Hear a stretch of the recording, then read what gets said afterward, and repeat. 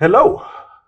We roll to the end of another week, and we're back in the usual place with the usual people, trying to make sense of what's been happening in our economy, some of the crazy and not so crazy things that have been announced, what it means for the common man, and what it means for us. As usual, we have no idea what we're talking about. Don't take us too seriously. We are just trying to inspire discussion and debate on things that we think are important. Welcome, gents. Are you guys wearing the same shoes? No. He's greatly improved. I mean, look at him. His trousers are, custom fit. Colored. Well, custom fit, yeah. And his shoes, his socks. He's got happy socks. He's got brown. Striped. What socks are you wearing? Very nice. Yeah.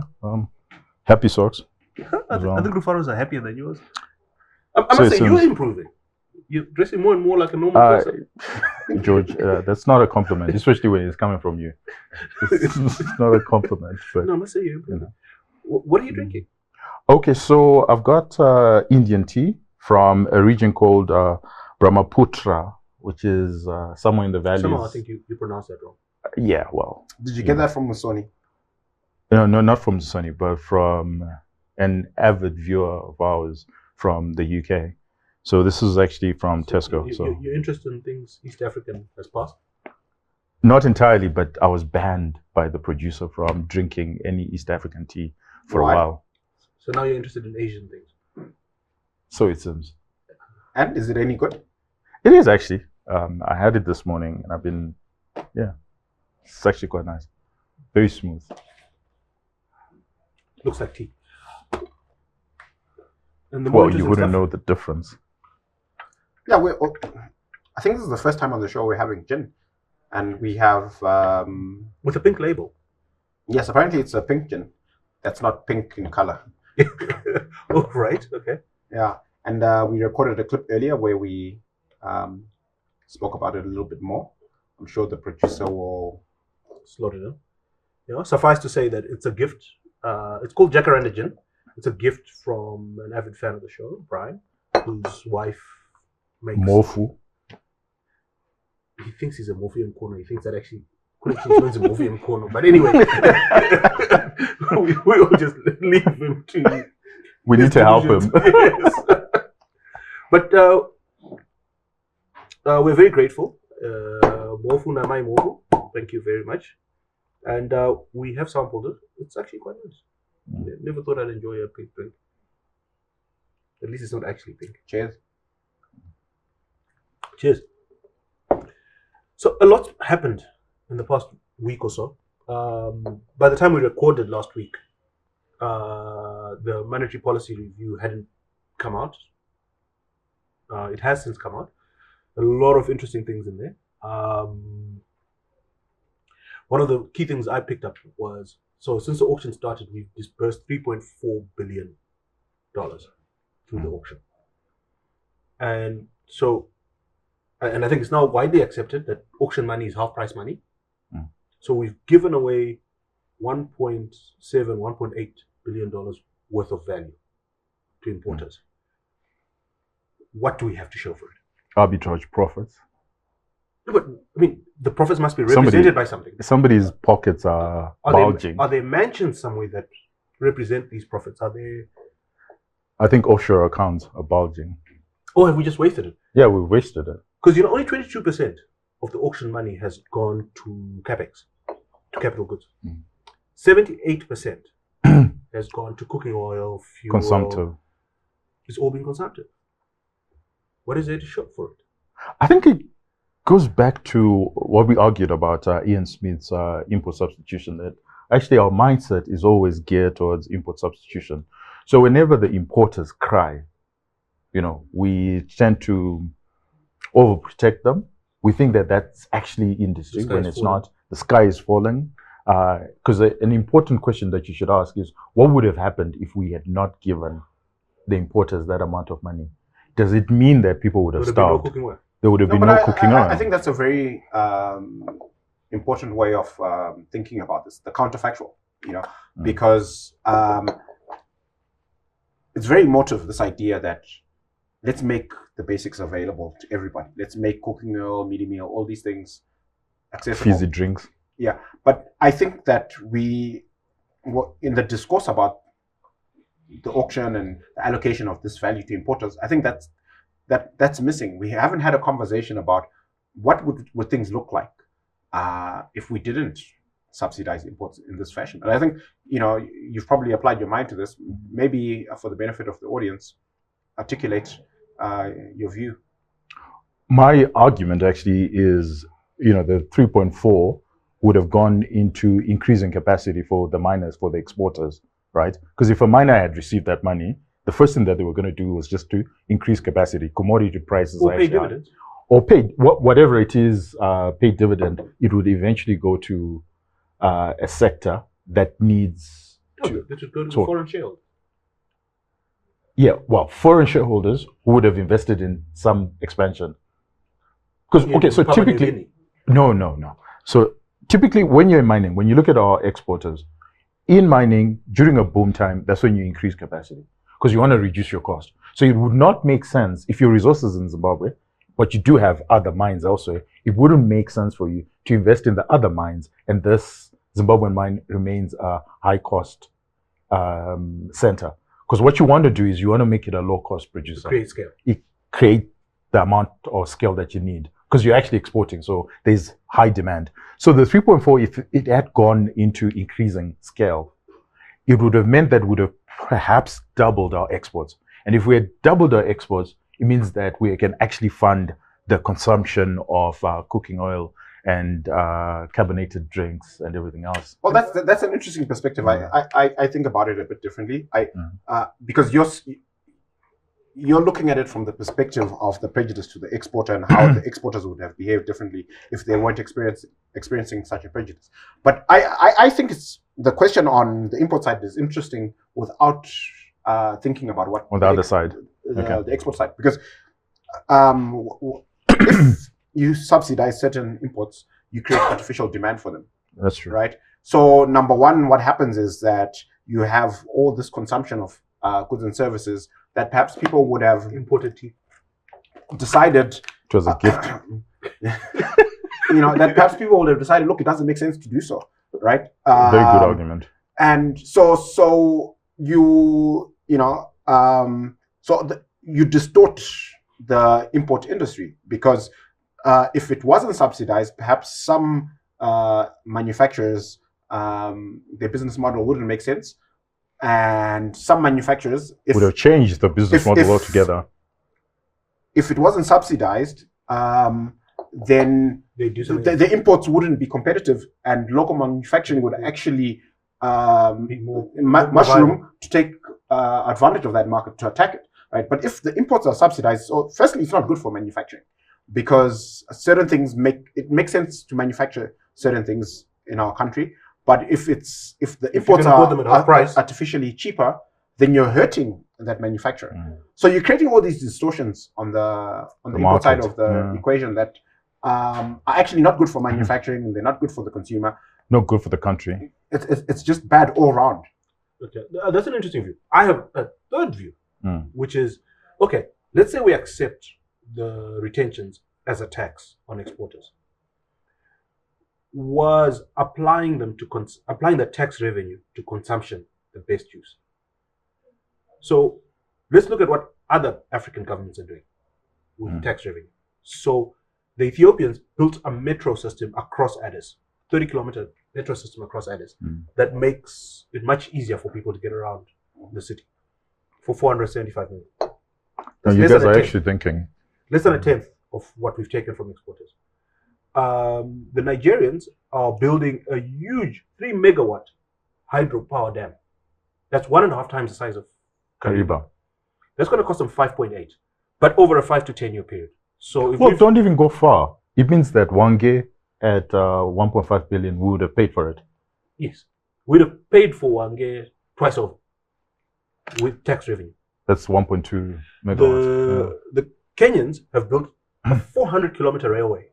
High-speed railway, well, not high-speed, but a modern railway between Nairobi and Mombasa for 3.2 billion. So we would have built a modern railway between Harare and Bulawayo, Harare and Lusaka, and that change. Absolutely. So what do we have to show for it? So the question is, what do we have to show for the 3.4 billion that we took from exporters? Nothing. It was consumed away, and that's the most charitable way to think about it. The less charitable way is that quite a lot of it is sitting in accounts offshore because we were invoiced for goods and services at multiples of the actual cost, so that the payment from the auction, most of the value actually stays in a trading account offshore, and we import goods and services for a fraction of what we actually ship out. Well, this is Ian Smith's legacy, and I think we need to be worried about it, especially when we're talking about the fourth industrial revolution, or we're talking of a free trade area in Africa. If our industries continue the way they are, I think that we have a problem. 3.5 subsidies, being inward-looking. But I think to be fair, there's this. Our government tends to be very paternalistic. They, why are they not paternalistic with our exporters? Why the importers? No, but that's the definition of paternalism. You're deciding which kid must get what. But you're not letting the kids fight it out themselves. And I want to understand why.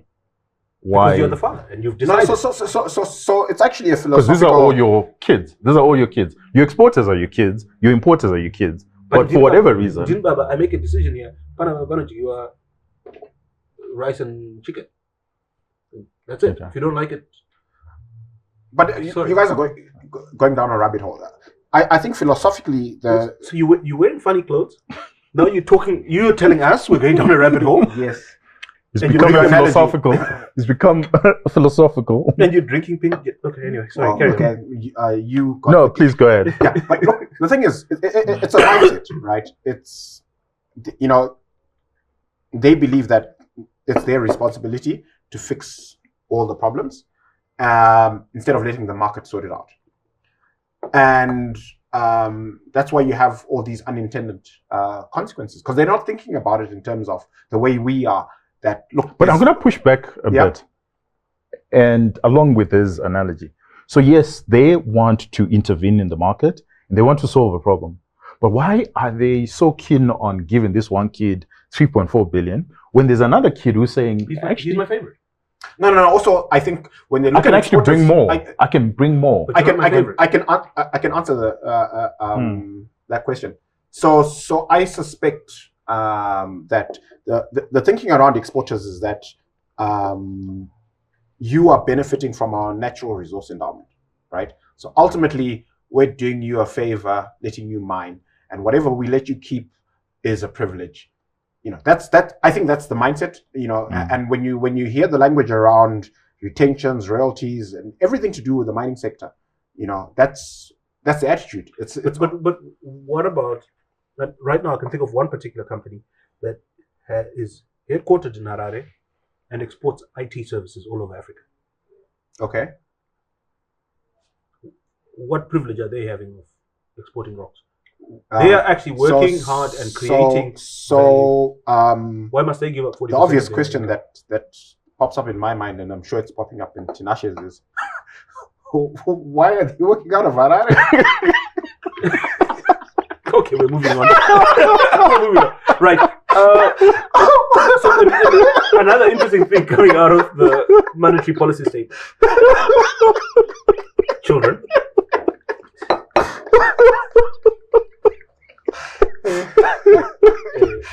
We're moving on. No, I think he's actually saying that it pays to be an importer in Zimbabwe. Moving on. US dollars in the banking system officially are now around 60% of the deposits. That is at the official rate. So if you use the real rate, if you do the real equation, if you use a different rate and you do the equation again, it comes about 80-20, I think, or something like that. Yep. Government is allowing schools to take Zim dollars. US dollars, you mean? US dollars. We're hearing that they're paying some of their big payments in US dollars. So we've effectively dollarized, cash or otherwise. We're dollarized. Now, we know part of the problem in 2018 was this RTGS US dollar. It was US dollar lending that was not controlled. So the people on Samora Machel created a lot of problems for us, but between us and the banking sector, we created our own problems. I beg to differ, but I'll let you finish. How are we ensuring that we don't create the same set of problems again? We've already created the problem. I'll go one step further and tell you what I'm worried about. Is if you look at banking sector loans and advances, that's now less than $1 billion, US dollars, right? And there's actually been a switch from Zim dollar lending, because the interest rates are high, to Nostro lending, which in itself creates deposits, credits, right, which are not really backed by US dollars, but these are credits, money created. So we're back to the same problem when you look at our banking sector. So basically, the way you and I are looking at it is, if we continue along this path, there's a day we're going to wake up and somebody's going to try to make a transfer out of the country, and it won't happen. It won't happen. You know, I asked a very interesting thing is, what of all the things that are happening in Zimbabwe, why are we seeing a lot of filling stations on every road, mushrooming? It's primarily because they want the US dollar cash. Okay. Not that they're profitable. Have you seen the model? It's a regulated model from Zera of how many cents a service station can make per liter. No, but seriously, I'm being sincere, because when you look at the capex involved, it doesn't look like small money. You're using Zim dollars to build the capex, and then you're earning real cash, US dollar cash. Okay, that makes sense. Yeah. You're getting US dollar cash, which you can do some gymnastics with and convert into RTGS US dollars and pay the fuel company. No, but most fuel is sold in US dollars.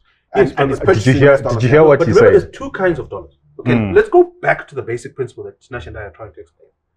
One bank, one customer. First customer comes in, deposits $100 US. Note. Bank takes it, they've got $100 US in cash. Second customer walks in and says, "Can I have a loan of $100 US?" Yeah, so they double the size of their balance sheet, credit creation. Let's do step by step. They give him the $100 loan. Let's keep it simple, so my mom can follow.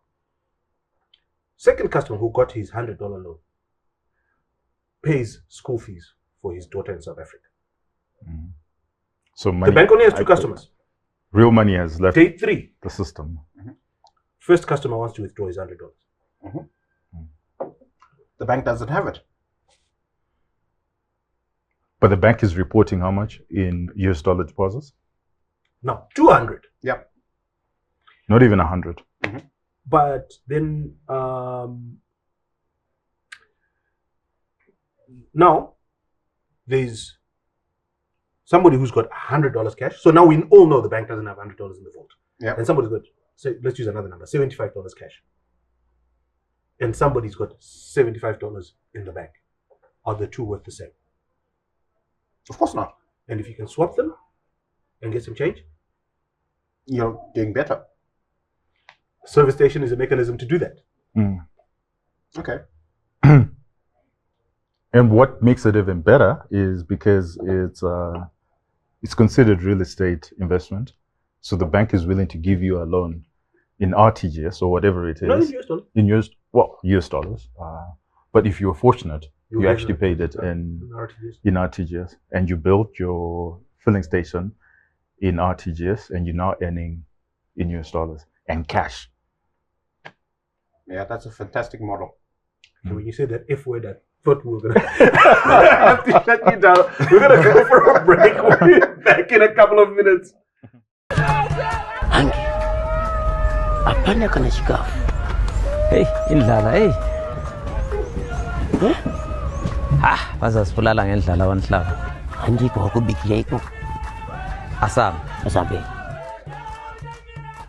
Imugulibike makabeji. Ifuna usibulala ngendlala eh? Kwethe seguru. Bayeza bayenyarazo bayethatha imali. Bayabuya kathesi nje so. Ungoyile kunyaraza. Wonke seguru. The Sawira Connect card, connecting you to an easier and more convenient way to receive your funeral grocery allowance. Wipe away delays. Say goodbye to payment interruptions with just one simple swipe, 24/7. The Sawira Connect card made for your convenience. Anytime, anywhere. Access made easy. For more information, connect with us today. And we're back. Is that a linen shirt? I have no idea. Tinashe would know better. What's going on with this guy? He's got a girl in his life. that could be the only logical conclusion. Okay, but still looking at the governor's statement, we've seen a decline in US dollar loan proceeds. We've also seen a decline in capital remittances. I mean, they're small numbers when you look at the overall. Overall. But for me, there's a story there. We are getting less loans from outside the country. We are spending less and less money honoring our loans from outside the country and paying dividends. What does this mean? Anyone? Or you guys are looking at me for the answer? No, it just means that economy is contracting. Those are part of the signs of contracting economy. Because remember, an economy, credit is quite integral in how an economy grows. And without credit, you start seeing a contracting economy. So there's no internal local credit, there's no international credit, and that's why the economy is actually contracting. We've actually started seeing auction numbers coming down to about 18 million. You know, it used to be 40 million a week. But isn't it just because the Monetary Policy Committee is saying the good doctor, what's his name? He likes you. Him. He says that they're going to talk about the currency board. Yeah. He says no, they're only allocating the currency they have. I tend to disagree with his thesis. I think the reality is that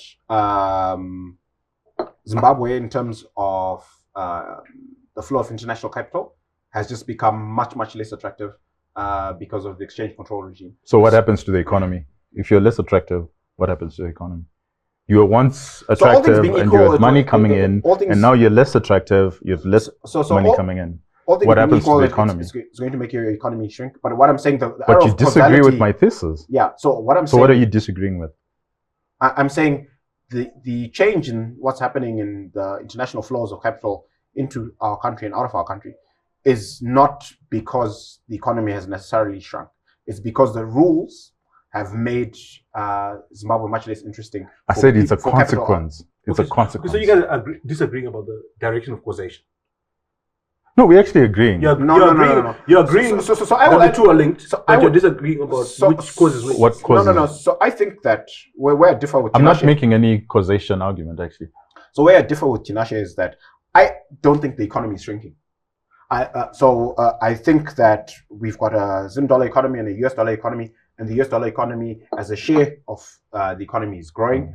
And in real terms, the US dollar economy is also growing. But we've been hearing, we've been starting to see trading updates from listed companies, June trading updates that are suggesting that volumes are coming off. Before we even get there, I just want to argue from a logical perspective.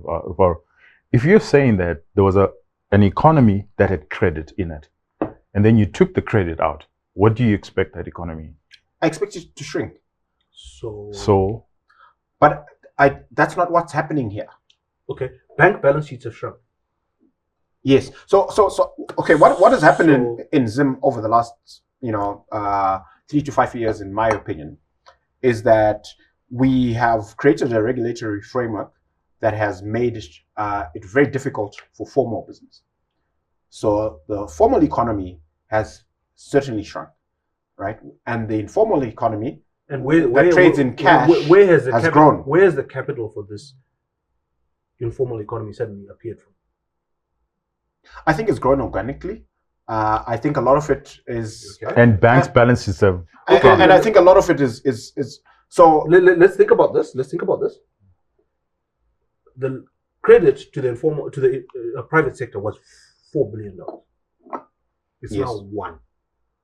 That's huge. That's a huge. So you are suggesting that since 2018, we have organically created $3 billion in capital, In cash.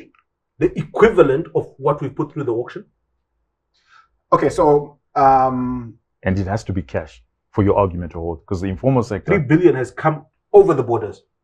as cash, and it's fueling the No, cash. actually, not more than $3 billion has come over the borders, because somebody in South Africa has given an informal trader here credit to bring cooking oil. They've sold it. They've returned the Cash. capital to South Africa, and they've remained with $3 billion capital. okay, so let's take it from the perspective of this. Let's call it the missing 3 billion. Yeah.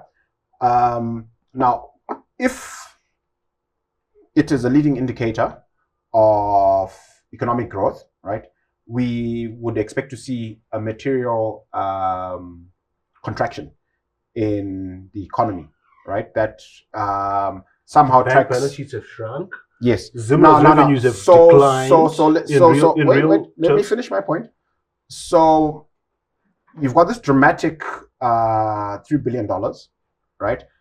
But let's take a formal business like Delta that is a good proxy for aggregate demand, right?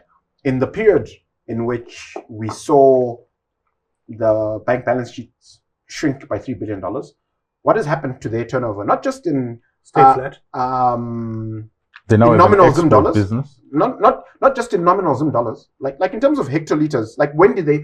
It hasn't increased that much. Right? But it's increased. But they now have an export business. So the point I'm trying to make is, if your thesis is valid and this contraction we've seen in bank balance sheets is a great proxy for the size of our economy, right? It would have manifested in Delta's numbers. Oh, okay. Yeah. Oh, you pick Delta. I'll pick Econet. Okay. What's happened to Econet's numbers? No, but so Econet and Delta have there's something fundamentally different about their businesses, which is that And you're trying to use proxies. No. So I just want to debunk Okay. his example, and this is a key point, that if you look at Econet's pricing power, it's handicapped by their regulator, right? And how did your argument start? So Econet is not. How did you begin your argument? I'm talking about The economy has shrunk because we've got rules that make it less attractive.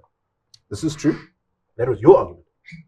So you the followed your own argument. The formal, I think let's move on. I think let's move on. But I think that he raises an important point about Econet. I don't like picking on the particular counter, but I want to look at ICT. ICT over the last decade was the fastest growing sector in our economy. And it grew from 2009, 2010, it was something like, call it 2% contribution to GDP. And its highest was 2016, 2017, where its contribution to GDP went as high as 7.4%. Guess what's happening now? it's shrinking. It's shrinking to 5%. But that's Whereas in the rest of Africa, yeah, but you guys are being it's a growth sector. What's happened in ICT? No, it's a different argument altogether. Yeah. Because your argument does not hold water whatsoever. okay, we're moving on. So I'm just moving on making. before this becomes personal. You guys, I'm not taking it personally. this might start to look like the Bomas of Kenya. So, let's move on. Your comment. The Ministry of Agriculture reckons they're going to get 380,000 tons of wheat this year. Highest in our history. We're actually going to have 20,000 surplus over our requirements. You want us to comment on government forecast? Yes. I agree with the. Can we move on? Previously, there has been a comment about the maize forecast. Can we move on? No, but I think I think that but can I make one particular statement? Yeah. And you might agree or expand on it. You will certainly agree, but you will expand on it. Is if you look at. He's made up my mind for me. Well, I know it's something. I know it's something that you're passionate about. But if you look at when they stopped bank credit, which is around May 7, right? Mm-hmm. A lot of the lending was happening, at least with the private contractors, was going towards agriculture, more specifically wheat. So would you believe if we contracted the lending, if we stopped lending, and then you tell us that at the end of the season, actually, there's a whole lot more. We stopped lending. We, in the middle of the wheat season, we decided now it's time to shut off farmers who don't pay ZESA. There's shortages of inputs because of the issues in Russia and Ukraine. But somewhat miraculously. We had a late rainy season, which meant that farmers couldn't get their maize off the land in time to plant their wheat at the correct time. Look, there's a lot of issues. Government has stopped making payments, paying its bills. Exactly. And they're a material player in the economy. Exactly. That's actually a very good point. We forecast that the important sectors of the economy are going to grow and do well, do better than they've ever done. But that's an important point. That what does it mean when government defaults on its contractors, on its contracting payments? Because government woke up one morning and then just stopped. Has the government defaulted? Or have they found a different way to pay them? Well, we know that they've stopped making payments. In Zim dollars.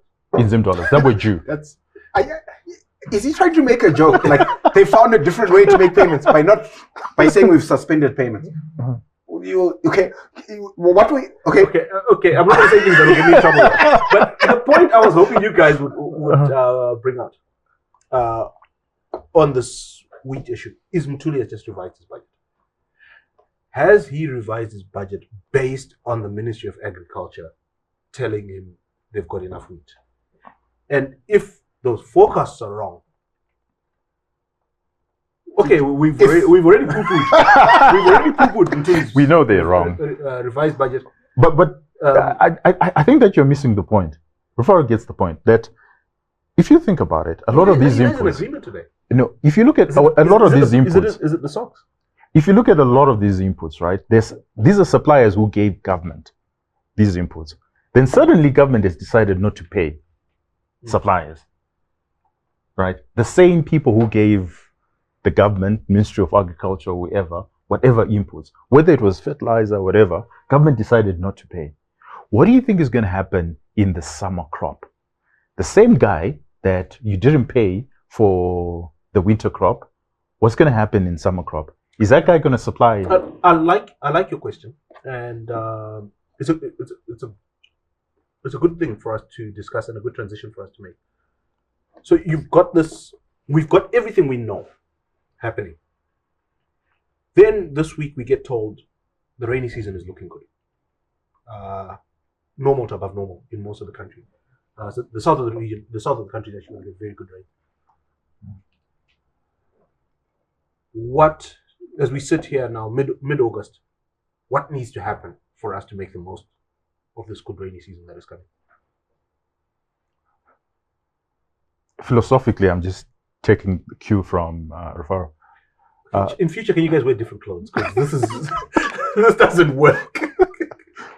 So philosophically, a good season is predicated on last year's season. So it's less about the rain in the particular season, but it has a lot to do with whether or not the previous season was a good season. So if the previous season was a bad season, don't expect much, even if the rains are good. But what must we do now? Two things. We must dollarize or currency board so that we stop the instability, because it's just causing a lot of uncertainty in the market. So people don't know what to do. Lenders are not lending. There's a gridlock where people, because now there's aggregate demand is falling. So everybody is thinking, okay, why should I not speculate, but why should I buy and stock up? Why should I stock up? Why should I take risk on stocking up? I think Tinashe is... So you need to bring a bit of you said two stability. things. Okay, so one thing you said... So bring stability almost immediately. Just bring stability so that people can actually focus and plan, and lending can expand. Okay. So that will certainly help. Then number 2 is we need to get rid of the auction system totally. But that will that be felt in time for this year's summer season? Yes, actually it will. Because a lot of I beg to differ. a lot of the savings will now be in our banking sector. So our banking sector can actually. So George has asked a fantasy question, and your answer is equally fantasy. So you're setting yourself up for failure. I don't know why you do this. So Jeff Bezos, the founder and current chairman of Amazon, he was asked in an earnings call about an earnings results. Somebody was saying, so what did you guys? This is, somebody was commenting on the current quarter's results, and his answer was quite interesting. He said, "Look, the earnings that we're reporting today were baked in 4, 5, 6 quarters ago, right? The action that we took and decisions we made a year ago, 18 months ago, those are the ones that are manifesting in the results that you're seeing today. Okay, so and I think as far as the next agricultural season is concerned, right? It's too late. Nothing. Was he listening to my answer? Yes, I was listening to. What did I say about the agriculture season? Okay, I understand what he's saying. I understand both of you. You're both right. No, but he said my answer was I'm being a good father now. fantastical. Like, No. where's the You're fantasy? answering a fantasy question. No, What I can we said do to make this a great and what did I say? Okay, My caveat you guys was, are going down a rabbit first hole. of all, Tinashe, today's rainy season bears no relationship whatsoever to our output, because what determines the agriculture season is what happened the previous agriculture season. So if the previous agriculture season was a good season, then yes, today's agriculture season will be good. It's like managing my kids is easier than managing you guys. So you guys are saying it's too late. So maybe let's think about next season. And you're saying I said that there are certain things that you could salvage. One of which is you could build up your savings instead of subsidizing. Yeah. So basically, what he's saying is, how do you make it less bad? Because it's going to be bad. Yeah, it is going to be bad. I'm not choosing. I'm just saying that we still could do something. There are these savings that we have that we're giving to importers. We shouldn't. I hear you. I would add a third thing, which I think would have an impact this season, which is if we're going to do command in Fumbuza, let's train the farmers properly. Let them actually know what they do. No. Okay, George. We should actually. You've claimed to be a farmer or be engaged in farming. This is true, right? Yes. So you think between now? Yes, actually. So do you know how the tobacco farmers do it? The tobacco merchants do it. It's actually very, very simple. What they do is they group their farmers in groups of 20, 25, 30, whatever number. The week of planting, they don't now go and just say everybody plant, or the week of doing whatever thing. On Monday, everybody is coming to farm X, all people in this group, and we're going to demonstrate how to fertilize. We're going to demonstrate how to top a tobacco plant. So when people go back to their farms, they're doing it correctly. At the inputs are inadequate. There's those issues, but we're also doing very, very basic things wrong. Can I ask you a question? No. And you guys, because you've actually now forced me into a corner where you're calling me an expert. You're not an expert. That's okay, but I was being very sarcastic. Okay, but I'll tell you a very basic thing. For example, yield is got a direct bearing. Plant population has a direct bearing on yield. If you're supposed to plant maize plants 30 centimeters apart, and you're saying for 42 years people. No. Yes, right now when you go into the. So you're saying we are farmers. We haven't understood this. Yes. You are going after 42 years. No. Tinashe, 42 years is the wrong metric. You go into the communal farmers, in the communal areas, people are planting maize a meter Maybe apart. they shouldn't be farmers. No. So land reform happened, 2002? Okay. We went for maize, that is, yields of circa 10 tons a hectare to No, they were never there. They were around 5. Okay. The commercial to, farming. To less than Commercial actually hasn't. It hasn't changed that much. to less than one. Yes. Okay. Mm. And we've been That's overall. Yes. And we have been at that one level for No, the combined was always 1 point something. yeah. Okay, Okay. but But no, now it's less than it's one. less, Yeah, right? but it So wasn't super fantastic. Yeah, no, it wasn't. So we've been performing at this abysmal level for the last 20 years, and George here would have us believe that with a little training, Nobody. this six season, weeks. It's that This basic. season- It's that basic, guys. Nobody No. has ever been like in my village. Nobody has ever come. Can I demonstrated. put it to you? Okay, we have to end the segment. No, but can I put it to you? A thought experiment, look, George. let's This is a thought experiment. What would happen if we were to do it with he's command created an agriculture? offer for himself. Let him walk away. No, wait. What would happen if we were to get rid of command agriculture, get rid of Fumbuza for this coming season? I agree. But I think remember, our yields will actually be I higher agree. But remember, my caveat at a was, less cost. But remember, my caveat was if we must do Fumbuza and command. No, we must not. But Let's get if we rid of must- them. But anyway, But if we must, we must train. We've got to go away. People who didn't get it for You 42 years you need to will go- certainly get you it need in to go 6 weeks. powder your nose and drink less of that stuff. We'll be back in a He- couple his of arguments need some a training. couple of minutes. At a funeral in the rural areas, there is a lot of work to be done. Fetching water, firewood, stones, bricks, and other things to save for Tonde. Tonde is sitting down where the elders are sitting. The young men are not happy with this because Tonde is the only one who knows everything that needs to be done as the mourners wait for the body of the deceased that is still to come to the rural home. The elders are keeping him close and constantly consulting him. Listen to me. You see, among all these old men, nobody knows how your late brother's funeral policy works. Tonde here is a friend who works at Nyarazo. The friend is helping us with all the information, so we need Tonde close to us. You should be thanking Tonde because everything is circuitica nyore.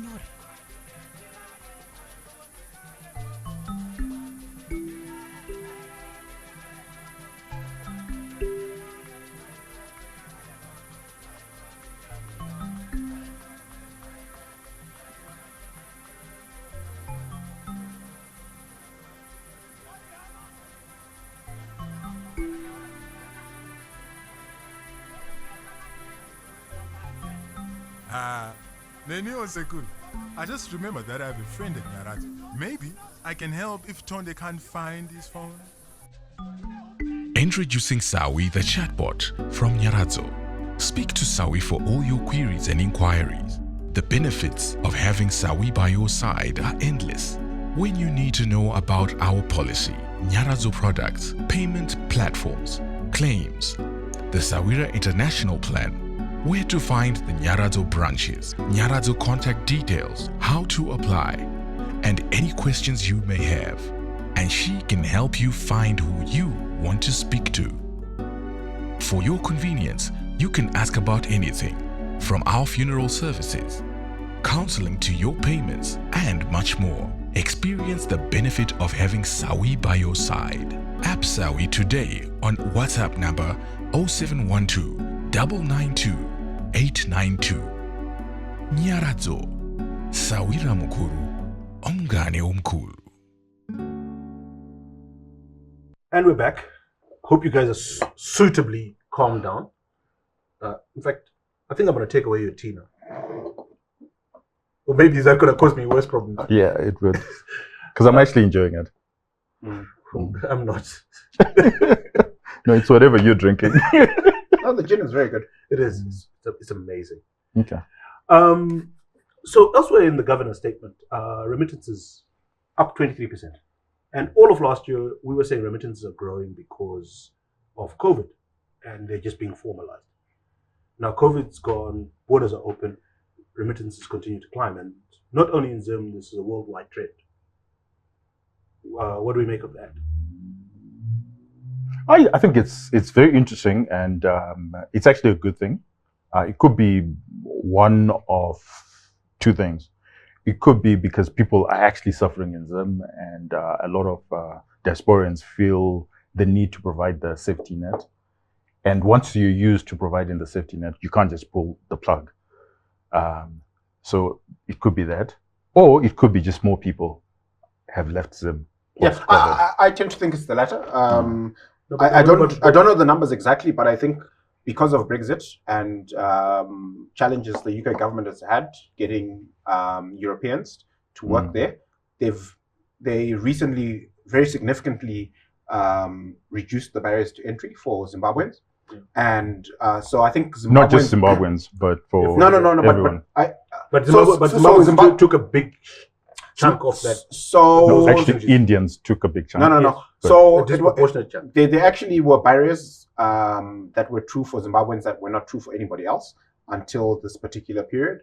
And so for the first time in years, Zimbabwe is actually in the top 5 in terms of top immigrants into the UK.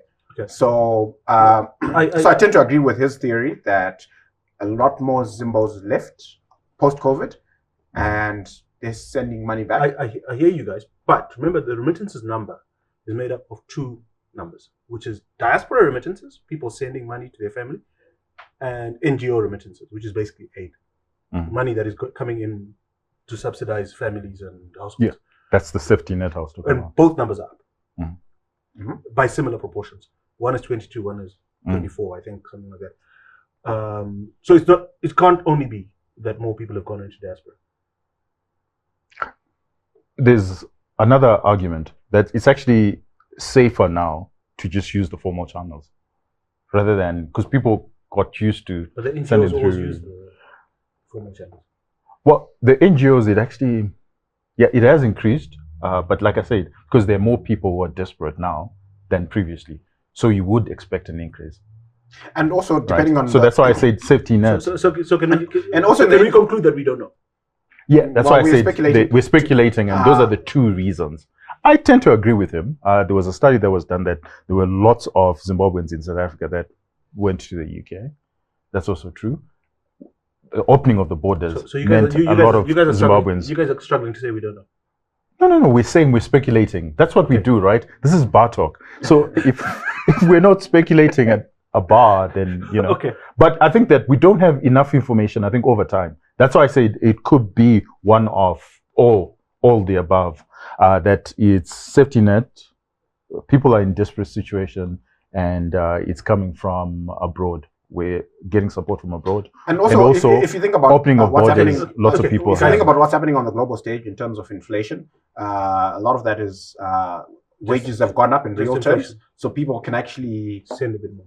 Yeah, afford to send a bit more money because they're making more money. But if you look at what's happening in South Africa, where a lot of our remittances come from, the economy is not doing so well. So I would actually think that it would be that's where I agree that perhaps we don't have enough information, because I've never come across 2 people that struggle to say we don't know as much as you guys. Because actually I would believe that. I would think that there will be some sort of contraction in terms of remittances because of global economy. Okay, something we do know. The census numbers are coming out in bits and pieces, and one of the last bits that came out, most recent bits that came out, is the number of households. So there's 3.8 million households in Zim, of which 800,000 are in Harare and Bulawayo. That leaves us with 3 million. In the rest of the country, I'm impressed with your math. Especially when drunk. I'm not drunk, and I'm staying away from decimals after what happened in Kenya this week, rounding differences, but in big picture numbers. That leaves us with about 3 million people. Then Ministry of Agriculture says they're going to do Mvudza for 3 million households. So 10 chicks for every household. So wait. 3 million. So if we've got 3 million households outside Harare and Bulawayo, we're not counting the people that live in Gweru town. They are in the remaining 3 million. There's people that live in Gweru town. There's people that live in Chinoyi town. Oh, Gweru is a city, but anyway, it's okay. Like I said, he's drunk. Like I said, he's already drunk. But you get the point, right? Yeah, no, I get the point. So, but how did you forget that it's a city? Anyway, we call it Harare town sometimes. But anyway. No, we don't. Okay, children, can you try and be governing? So, how do we then? Can you gather your thoughts? How do we then end up planning to give out 3 million packs of Mvudza? And what does this mean from a fiscal point of view, from a budget point of view, from an accountability point of view? So, I mean, I'm asking, will 3 million Umbuza packs be bought? Yes. And where will they go? We don't know. I think George is being unfair, right? Because we have, depending on where you want to start, a very long, well-documented history of making forecasts, commitments, promises, issuing numbers that consistently are wrong. So why would you expect the number for this program to be correct Are we based? Are we ever wrong? Are we ever wrong about what we're going to buy? Is No, that a we're serious not. question? Yeah, no. We're never wrong about. We're never wrong about buying 3 million packs. Oh, okay, yeah, okay. So from a cost perspective, we're never wrong. From an expense perspective, no. we always overshoot actually. But so we might not even buy 3 output. million. We might buy 3.2. Yes. Yeah, just to be sure. Yeah. But where are they going to go?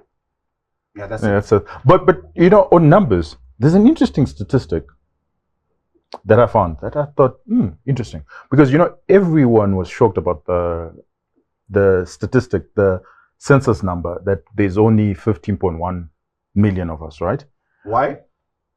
We thought we actually thought we were more. We actually thought we were somewhere around Based on 17. Yeah, that's- okay. Almost everybody was talking Can you around stop? 17. Can you stop being obtuse? I'm not one of those people. Can you stop Okay. being obtuse?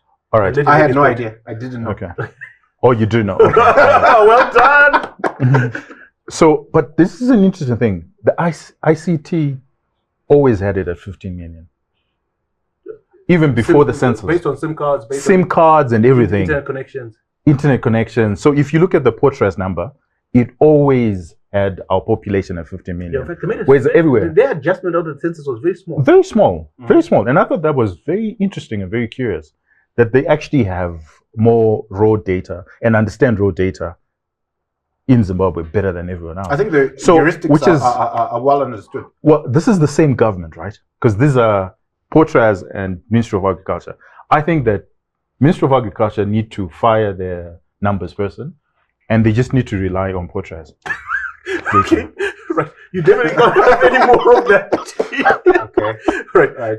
Also in the household statistics number, 60% of Zimbos own their homes, but 74% of Zimbos live in the rural areas. No, 74% of those homes are in the rural Oh, areas. thank you. Yeah. So 61% of the people live in rural areas. okay, thank you for correcting that. Yeah. What does That this makes mean? a big difference. What's the alcohol content in this?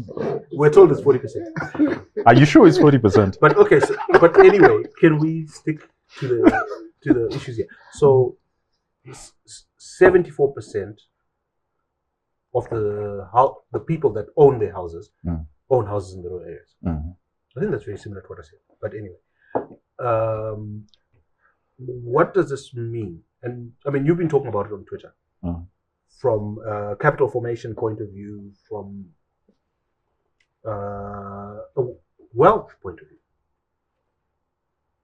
There's no title, so it's not capital. What do we need to do? Give title to rural areas, farming areas, everywhere. This is capital. This is dead capital, and I don't understand why But the they'll sell government will not. themselves if we give them title. So what? They're getting at least value right Then now. the white people they come don't. back. Really, somebody on Twitter made a very good analysis around it, and they said, if that were true, why is it within the city centers we give title and the whites are not coming back? It's actually the black people who have taken over all these suburbs, right? And it's black people who are buying more and more houses. Why would that not be true with farming? You usually have a smart. So are you saying that the white people want to be in the communal areas, right? Well, there's this thing going on in Chirezi. What's going on in Chile? Chilongo. Okay, yeah, that's a very valid argument, and it's precisely why. Yeah, it's precisely why the people in the rurals need to have title deeds, because right now the presidential powers are such that all the communal lands are owned. Well, the president can direct who can occupy that land. And I think that that's something fundamentally wrong. And Sabuku can actually chase you away from your home for whatever reason, even if because you don't have title. Yes. Or if So do you actually own it? So that's the question I was That's going to ask. the big question, You know, right? is So that's why they need to have title deeds. you know, is it real ownership or mythical ownership when we put out that 74%? It's mythical, and also because Sabuku can. What's actually happening now is Sabuku is these are the village heads. They're throwing away people, and they're inviting people at a cost, right? So a Sabuku can just decide that, you know what, he will parcel out land because you haven't been to your promotions for a very long time. It's illegal if he sells it. He can parcel it out, but it's illegal. He can parcel it out, but If he gets a gift. if he gets a gift, I mean, who? And that's a big issue. Okay, Because Rufara hasn't been Kumusha in how many years? Does Rufara even have a commercial? Well, this is an interesting thing. You actually have land. No, Do you know that? Right? No. Because by birthright. by birthright, you actually have land. And because you don't have title to that land, your Sabuku has obviously parceled it out to someone else. May have. Can you please? He has. I can guarantee. You've got a penchant for finding yourself in the courts, don't you? Anyway, last word. Lower denomination gold coins are coming out. That's hilarious. I mean, okay, firstly, just to, you know, when you think about the gold coins and the motivation around them, right? Making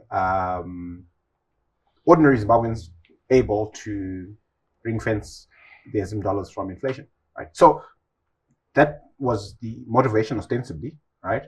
And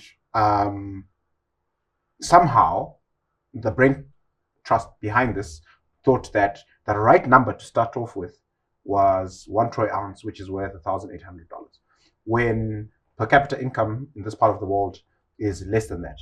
Per annum, right? So we thought it was a good idea to issue a coin for 1,800 when per capita income per annum is less than that, you know. And then some like a bunch of days Clever guys. after the announcement, somebody pointed out maybe this is not reachable to the average Zimbabwean, and you know, so it speaks to the amount of research and thought that went into the whole gold coin idea. That suddenly, 2 weeks later, it's occurred to somebody that perhaps the average Zimbabwean can't afford this. I'm surprised that you actually think that there was some thought. Okay, to it. right. We're ending the show. It's been lovely having you along. Yes, as usual, you know, you really shouldn't take us seriously. We're just a bunch of guys having drinks, having fun. The important thing is let's inspire thoughts. Hopefully you are having some of these discussions with people around you. And where you have access to politicians and people that make policy, you're raising some of these issues with them. Because at the end of the day, the only thing that all of us want is a better Zimbabwe. Have a lovely weekend. Stay safe. Be good. If you can't be good, be good.